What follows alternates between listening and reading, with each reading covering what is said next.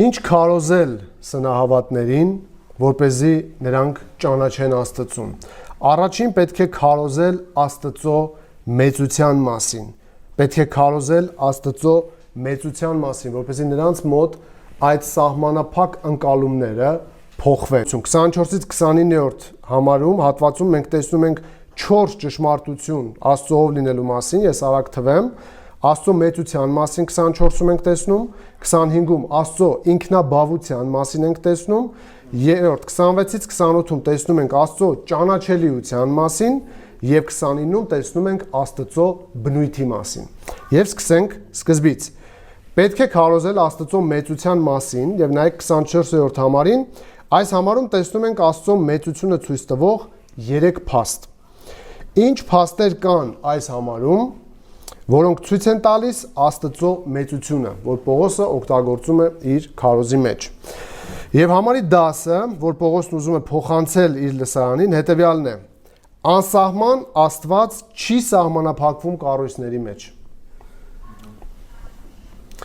Այս 3 փաստերը նշելով Պողոս առաքյալը ուզում է, որ նրանց մտքում փոխվի Աստծո մեծության, Աստծո չափերի մասին ընկալումը։ Եվ տեսեք ինչ է նա ասում. Աստված, որ ստեղծեց այս աշխարհը եւ այն ամենը, ինչ նրա մեջ է, նա երկնքի եւ երկրի Տերը լինելով ձեռակերտ տաճարներում չի բնակվում։ Պողոսը Աստծոով լինելու մասին իր քարոզը սկսում է Աստծո մեծության թեմայից։ Հիշեք, կռապաշտության ցանկացած դրսևորում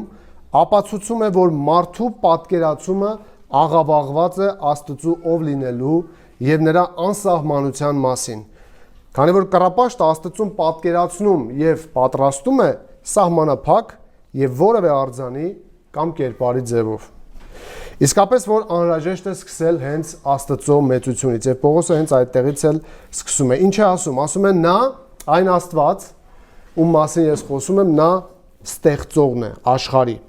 Պողոսը ցույց է տալիս, որ Աստված չի կարող սահմանափակ լինել, քանի որ ինքն է սահմաններ ստեղծողը։ Աստված, որ ստեղծեց աշխարհը եւ այն ամենը, ինչ նրա մեջ է, սա նույնիսկ տրամաբանական է։ Տեսնում եք, որտեղից է Պողոսը սկսում։ Աստծո մեծության թեմայից։ Աստված է ստեղծողը։ Սրանով Պողոսը ցույց է տալիս, որ իր նկատի ունեցած Աստվածն է այն ստեղծողը եւ իրական մեկ ճշմարիտ Աստվածը։ Եվ Աստվածաշունչը հստակ է ցույց տալիս այս տարբերակումը ճշմարիտ Աստծո եւ կուռքերի։ Ես չգիտեմ դուք ուշադրություն դարձնում եք կարդալիս, բայց Սուրբ Գիրքը շատ է դա ցույց տալիս։ Օրինակ 5 կտականից մի օրինակ, 2-րդ օրինաց 4:35-ում այսպես է գրված. Սա ցույց տրվեց քեզ, որ իմանաս, թե Տերն է Աստված եւ չկա մի ուրիշը բացի նրանից։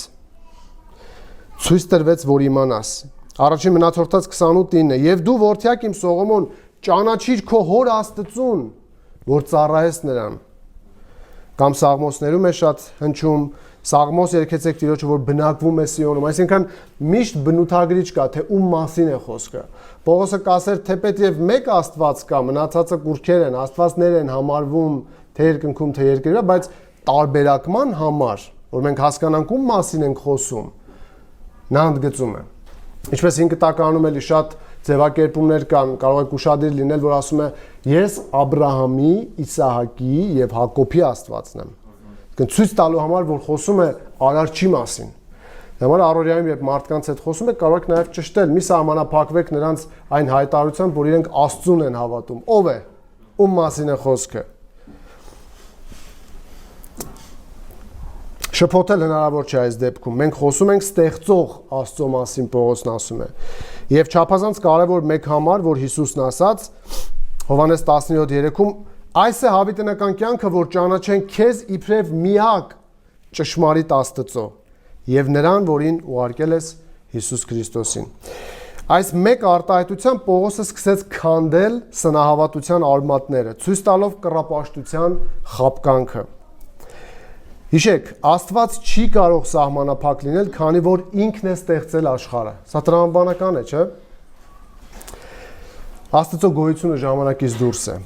Այն փաստը, որ Աստված ոչ սկիզբ ունի, ոչ վերջ, ցույց է տրված Սաղմոսներում եւ շատ այլ տեղեր։ Օրինակ Սաղմոս 89-ում այսպես է գրված. դեռ լեռները չծնված եւ դու հիմնեցիր երկիրն ու տիեզերքը եւ դարեդար դու ես Աստված։ Հոբի գրքում են կարդում, Եղիոսն է խոսում Աստծո մասին, ասում են նրա տարիների թիվն անհետազոտելի է։ Այսինքն մենք չենք կարող դա իմանալ, հասկանալ, նա ժամանակից դուրս գոյություն է։ Աստծո հավերժությունը ենթադրվում է նաև այն տեքստերում, որտեղ խոսվում է այն փաստի մասին, որ Աստված միշտ կա կամ միշտ գոյություն ունի։ Օրինակ Հայտնություն 1:8-ում ասում է. Ես եմ ալֆան եւ օմեգան, սկիզբը եւ վերջը, ասում է Տերը, ուշադիր լսեք, ով կա, ով կար եւ գալու է, ամենակարողը։ Դա մատնանշում է նաև Հիսուսի կողմից ներկա ժամանակաձևի այս համարձակ օգտագործումը, երբ ինքը փարիսեցիներին ասաց. ես մինչև Աբրահամի լինելը, ես կամ, ես եմ։ Տեսեք Գրուդեմը ինչ է գրում Աստծո գոյության եւ ստեղծագործության կապի մասին։ Ասում է.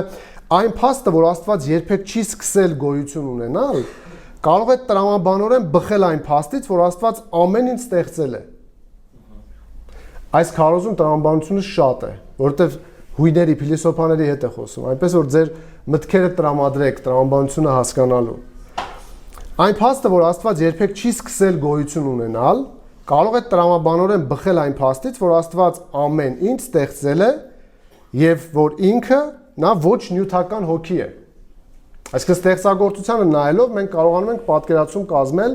արարչի մասին։ Սա տրամաբանական է։ Հիշում եք անցած մասում փաստարկներից մեկը տրամաբանական պատճառահետևանքային փաստարկներ։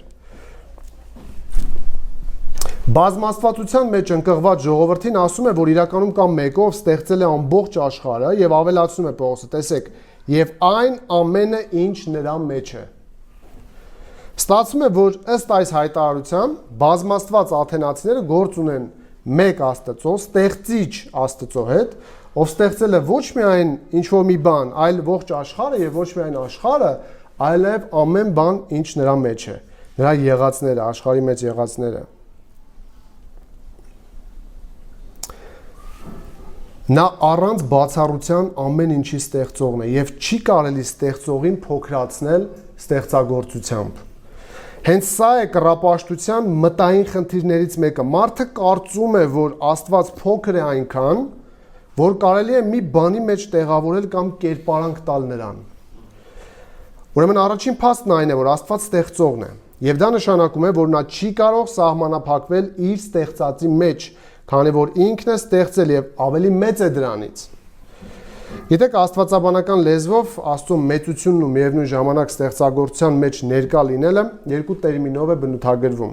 ովքեր լսել են ամրապնդեն, ովքեր ոչ կսովորեն, կոչվում է տրանսցենդենտություն եւ իմմանենտություն։ Ինչ են սրանք։ Ինչ են նշանակում այս տերմինը եւ որն է սրանց իմաստը։ Արարչությունը բաժանված է Աստծուց, բայց դեռևս հավիտյան կախված է նրանից։ Արարչագործությունը բաժանված է Աստծուց, բայց միևնույն ժամանակ կախված է նրանից։ Աստծո եւ արարչության միջև հարաբերությունների մասին Աստվածաշնչյան ուսմունքը եզակի է բոլոր համաշխարհային կրոնների մեջ։ Աստվածաշունչը սովորեցնում է, որ Աստված բաժանված է իր արարչությունից, նա դրա մասը չէ, քանի որ նա է ստեղծել այն եւ կառավարում է այն։ Այն պատճառով, որ Աստված անհամեմատ ավելի մեծ է, քան արարչությունը, հաճախ խոսում են այս մասին կոչելով տրանսցենդենտություն։ Դա նշանակում է լինել բարձր, լինել դուրս, լինել ավելի վեր, իր ստեղծագործությունից տարբեր եւ վեր։ Պարզ ասած, դա նշանակում է, գրում է Գրուդեմը այսպես, որ Աստված շատ ավելի բարձր է արարչությունից այն իմաստով, որ նա ավելի մեծ է, քան արարչությունը եւ կախված չէ դրանից։ Աստված նաեւ սերտորեն կապված է արարչության հետ, ինչ իմաստով։ Քանի որ արարչությունը մշտապես կախված է նրանից իր գոյության եւ գործունեության մեջ։ Աստծո կապը արարչության հետ հաճախ նշվում է օգտագործելով այս իմմանենտություն տերմինը։ Սա ինչ է նշանակում։ Հատուկ տերմին է, այսինքն գտնվել արարչության մեջ։ Տրանսցենդենտությունը արարչությունից դուրս, այլ բարձր, վեր, տարբեր, իմմանենտությունը խոսում է այն գաղափարի մասին, որ Աստված ինչպես է ներգրավված արարչագործության պահպանության մեջ։ Աստվածաշնչյան Աստվածը վերացական աստվածություն չէ, որը հեռացված է իր արարչությունից եւ հետաքրքրված չէ դրանցով։ Աստվածաշունչը Աստծո միջամտության պատմությունն է արարչության մեջ, գրում է Գրուդեմը, հատկապես մարդու գործերում։ Հոբը պնդում է, որ նույնիսկ կենդանիները եւ բույսերը կախված են Աստծուց, Հոբ 12:10, նրա ձեռքում է ամեն կենդանի ակի հոգին եւ ամեն մարդկային մարմնի շունչը։ Այսինքն սա խոսում է Աստծո ստեղծագործությանը մոտ լինելու, խնամակալ լինելու մասին։ Այսինքն միևնույն ժամանակ նա եւ մեծ է եւ տարբեր է եւ միևնույն ժամանակ նա մոտ է եւ հոգ է տանում։ Այս ընկալումը հեթանոսների մոտ աղավաղված է։ Եվ սա դեիզմ չէ, սա թեիզմ չէ, սա պանթեիզմ չէ, մենք խոսենք դրանց մասին, Աստվածաշունչը հստակ ցույց է տալիս Աստծո եւ տրանսցենդենտալ լինելը եւ իմմանենտ լինելը, այսինքն եւ վերև եւ արարչության հետ լինելը։ Եվ իրոք Քրիստոսի մասին ասվում է ամեն ինչ նրանով է կանգուն մնում։ Կողոսացիս 1:17 նա անընդհատ պահում է, Եբրայեցիս 1:3 ամեն ինչ իր զորության խոսքով։ Գիտեք, այդ պահել բառը օգտագործված է մի ժամանակաձևով, որը օգտագործում էր ակտիվ գործողություններ նկարագրելու համար, որ պահում է։ Օրինակ այդ նույն բառն է գործածված եւ գրված է Հիսուսը երբ ջուրը գինի է դարձնում, ասում է գինին տարեք սեղանապետի մոտ։ Այդ տանել բառը նույն այդ պահել բառն է, կամ Պողոսը գրում է Տիմոթեոսին վերարկուս կբերես քեզ հետ, հա, այդ բերել բառը, այսինքն բառը գործածված է ցույց տալով ակտիվ գործողություն, որ պահողը, տանողը ինքը անմիջական շփման մեջ է այն առարկայի հետ, որի մասին խոսքն է։ Այսինքն երբ ասում է, որ Քրիստոս իր զորության խոսքով պահում է ամեն բան, դա նշանակում է իր անմիջական ներգրավվածությունը տվյալ պահվող իրի առարկայի կամ մարդու նկատմամբ։ Դա նշանակում է, եթե Քրիստոս մի վայրկյան իր ձեռքը վերցնի, դա չի պահպանվի։ Սա նկարագրում է մտերմությունը Աստծո, ինչպես է նա հոգ տանում իր ստեղծագործության համար։ Այն փաստը, որ արարչությունը տարբեր է Աստծուց, բայց միևնույն ժամանակ հավիտյան կախված է Աստծուց, որ Աստված շատ ավելի բարձր է արարչությունից, բայց միշտ կապված է դրա հետ, մի խոսքով նշանակում է, որ Աստված եւ տրանսցենդենտ է, եւ իմմանենտ։ Մի փոքր բարդ էր, բայց կարողացաք պատկերացնել էությունը, հա։ Ես աստվածաբանությամբ չեմ ուզում տերմիններով ձեզ ծանրաբեռնել, բայց ստիպված ենք մի քանի բաներ սովորել։ Պողոսի առաջին փաստարկը հենց այս է. Աստվածը ստեղծել աշխարհը եւ այն ամեն ինչ նրա մեջ է։ Աստված չի կարող փոքր լինել իր իսկ ստեղծածից։ Պողոսն ավելի է զարգացնում միտքը, ավելացնելով եւս մեկ փաստ Աստծո մեծության մասին եւ ասում է, որ այս Աստված ով ստեղծել է, նա նաեւ Տերն է երկրի։ Տեսնում եք։ Ստացվում է, որ Պողոսի տրամաբանությունը այստեղ այն է, որ Աստված չի կարող սահմանափակ լինել, քանի որ ինքն է ստեղծել եւ հիմա էլ ինքն է Տերը այս երկրի։ Այսինքն սա տրամաբանությանը հակառակ է, ինչպես եք դուք Աստծուն տեղավորում փոքր արձանի մեջ, երբ ինքն է ստեղծել եւ ինքն է տիրում դրա վրա։ Դա նույնն է, որ ասես նկարիչը կախված է իր նկարից։ Նկարիչը ստեղծում է նկար, նկարը չի կարող սահմանափակել նկարչին։ Նկարիչը միշտ մեծ է իր ստեղծածից եւ չի կարող նույնացվել նրա հետ։ Կամ ճարտարապետը եւ շենքը։ Ճարտարապետը նախագծում է տուն, բայց տունը չի պարունակում ճարտարապետին։ Ստեղծված կառույցը չի կարող սահմանափակել կամ ներկայացնել իր ստեղծողին ամբողջությամբ։ Նկատեք այս մտքի կարևորությունը։ Ստեղծված կառույցը չի կարող սահմանափակել կամ ներկայացնել իր ստեղծողին ամբողջությամբ։ Ծրագրավորողներ ունենք, չէ՞ մեր մեջ։ Ծրագրավորողը ստեղծում է ծրագիր, բայց ինքն ապրում է ծրագրից դուրս եւ իշխում է ծրագրի վրա։ Տեսնում եք հեթանոսների, կռապաշտների տրամաբանությունը ինչպես էր խապված։ Եզրակացություն. ստեղծված համակարգը կախված է ստեղծողից, բայց ստեղծողը կախված չէ նրանից։ Տեսնում եք, որ կռապաշտությունը մտային խապկանքի մեջ է պահում մարդուն եւ ուզում է անսահմանին տեղավորել սահմանների մեջ։ Եվ վերջին երրորդ փաստը տեսեք Աստծո մեծության, այն է, որ Աստված սահմանափակ չէ։ Աստված սահմանափակ չէ։ Նայեք համարի վերջին մասին։ Աստված, որ ստեղծեց աշխարհը եւ այն ամեն ինչ նրա մեջ է, նա երկնքի եւ երկրի Տերը լինելով ձեռակեր տաճարներում չի բնակվում։